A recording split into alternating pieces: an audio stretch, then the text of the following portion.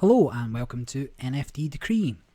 I'm Barry and we are back on Doctor Who Worlds Apart because today there has been a new pack drop, Machines of War. Another $50 pack, 10 cards, so $5 a card in theory, and limited to 10,000 packs. So that'd be 100,000 cards. And with the new frames of the Imperial Dalek and the Cyber King. So I was on this when it launched at 4 o'clock British summer time, 5 UTC. And I got in, I bought the pack, and I opened them, and it is recorded, but it took so long for the contracts to come through for the minting that it's just me waffling for 10 minutes while I wait and see what happens. So on the plus side, Doctor Who is that this game is sort of a popular property. There's loads of people opening packs. The site came to a crawl and we got some stuff, but it took approximately, in fact I can tell you, it took approximately 2 hours for the contracts to come through with the mint numbers. And I mean, I could have waffled for the 2 hours it took, but I think we'll just go for. So we missed the opening. The pack, should I buy another pack? I don't really want to put in another $50 until I know what the game does. So no, we won't do that. But new pack opening. So the sort of animation changes, and that's something that I look for in these kind of pack opens. But we've got 5 of each. We've got 5 Cyber Kings and 5 Imperial Daleks. So let's have a look at what we pulled. I say we, they're mine. Back off. So some of the cards are new, some of the cards are not new. And I'm not 100% sure how to tell the difference yet. I think Cyber King's new. It would make sense it's in the Cyber King pack, right? But the other ones, I'm not 100% sure whether they were already in the game. I know this was already in the game, and I know this was already in the game, and I assume this was already in the game. But this might be.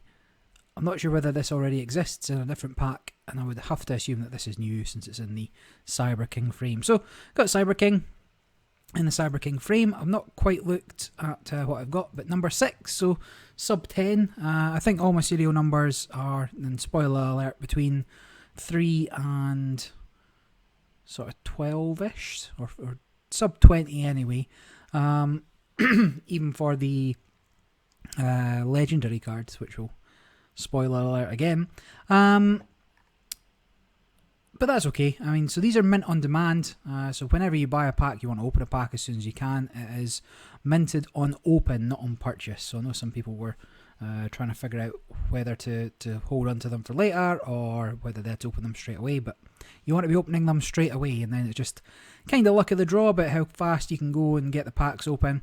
You might want to, if you want to go chasing mints in the future, you can preload your wallet with the cash for the packs, and have that good to go to immediately be able to buy and open the packs. But anyway, number 6, and the Cyber King and the Cyber King frame, that's pretty cool. I do remember the episode. Oh no, mate. I do remember the episode with Cyber King. I can't quite remember what happens. I think it's sort of Christmassy, or on a snow planet or something like that. And this thing's huge, right? This thing, people can go in. And I did have a quick look at the ability, but remember, I don't know how the game plays. The game's not out. So for 0, place a friendly creature inside this to pilot it, and this can't attack or block unless it has a pilot. But so, assuming that costs 7, that's going to be a few turns in. So you're going to have some sort of creature on the board. I'm not sure if pilot's a keyword, or if other things can be piloted. But a 7/7 for 7. I mean, most games balance their curve round about that. I presume you're going to get creatures that benefit, creatures or companions or whatever creatures, yeah. Even humans are creatures that benefit from piloting. So getting a bonus to being inside this huge robot thing could be pretty cool. So hanging on to that one until I know a bit more about the game. Then if I come out of that and go into the other one, which was the Imperial Dalek, So this cool sort of silvery white or golden white Dalek body here. I did manage to get a legendary, Missy the Master. And again, I think she existed already. I'm not sure this existed already, but it looks like the kind of thing that might. Oh, here's a Sky Trench. I was wondering what those other Sky Trench cards did. It said generates a Sky Trench. So it is a creature, flight, armor 3. It can only block creatures with flight. So you can pump one of them out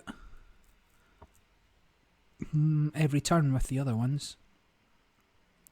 So it's Sky Trench something or other it's called. So I wasn't sure what it was that it made, but now I understand. But yeah, so got a legendary, and this was one of the lower mints, but somebody still beat me to it. And so we got serial number 7. So 6 other people beat me to a legendary Imperial Dalek Missy. I mean, I don't know what the percentages are on these, but that seems high. I did open them. I'd opened the packs at about 5 minutes past, so it doesn't been going for 5 minutes. So either there's a ton of people playing or collecting at the moment Doctor Who, which obviously bodes well for the game and bodes well for the collections to increase in value for investors. Or this was more common than the legendary status might imply. We got that, got an epic. So out of the packs I got 2 epics, 1 legendary. I think only just 4 commons, maybe even fewer than that, maybe 3 commons. No, 4 commons, 2 of these, so 6, 7, then I must have got 3 rares. Do you get uncommons, or does it go common, rare, epic, legendary? Who knows? This seems good, right? Countering anything, any sort of disruptability is good, but for 6 costs you're going to have an awful lot of open points. But if there's a strong control deck that can do that, I might be interested. And then this is an interesting ability as well. So not just for being a Time Lord, but move an upgrade from one creature to another. I don't know if upgrades stay on the field or if they go away when the creature they're attached to goes. So this could be a way of keeping high value upgrades on board.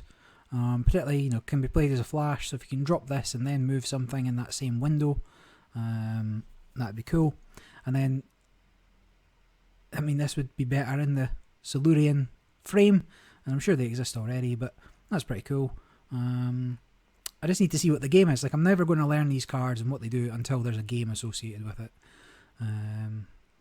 What is my lowest mint card? Let's fire up all of these. I definitely got a 3 somewhere, so that's 12. That's a 3. So this one's why I thought it was maybe new, just because there's less of them. But I appreciate that this is that particular combo of image and frame, but still quite low on that. And since it's only a rare, it seems like there's fewer of them. In fact, there's less of these than there are of these, right? Oh, no, not quite. There's 8 of these and 9 of these, but still quite low. Yeah, weird, right? There's 17 epics and only 10 commons. I need to look into what the drop rates are. But that's that. The marketplace is still going.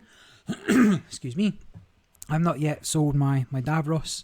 I mean, that seems optimistic. $400 for a rare in packs that are still sold. Now, there is only 10,000. There's a limit, 10,000 packs. Each one contains 10 cards, assuming it's a 5-5 ratio, which I think it is. So it'll be 50,000 in this frame, divided among I don't know how many cards. So, I mean, this could all end up being quite rare. I quite like the idea of being able to get the abilities that you want, but perhaps not in the frame you want. If you were to build a Silurian deck, sure, I could put in my Imperial Dalek frame, but I really want a Silurian frame, don't I? Same with this one, right? So I think the values will be... It's up to collectors. Collectors have a weird mindset for a lot of these things. So both utility and visual and functionality and all this kind of thing. So All very interesting. That was the card I was talking about, the Sky Trenches of Arcadia. And then if you turn summon a Sky Trench, didn't know what that was, but now I know it's a 2-cost creature, 0/2, armor 3, flying. But anyway, a lot of people putting these up. I mean, even 6 of these. So there's no way of searching by character, is there? No, there's still no search function.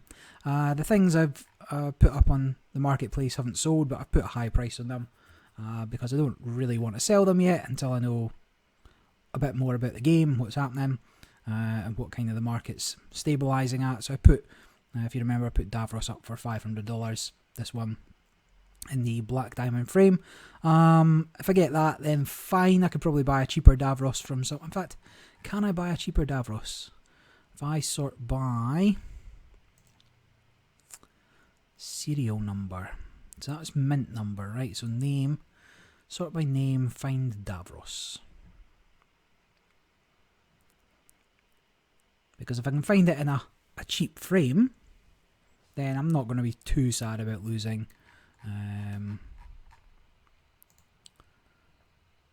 the expensive frame to somebody else if I can replace the card and still play with it if it turns out to be good.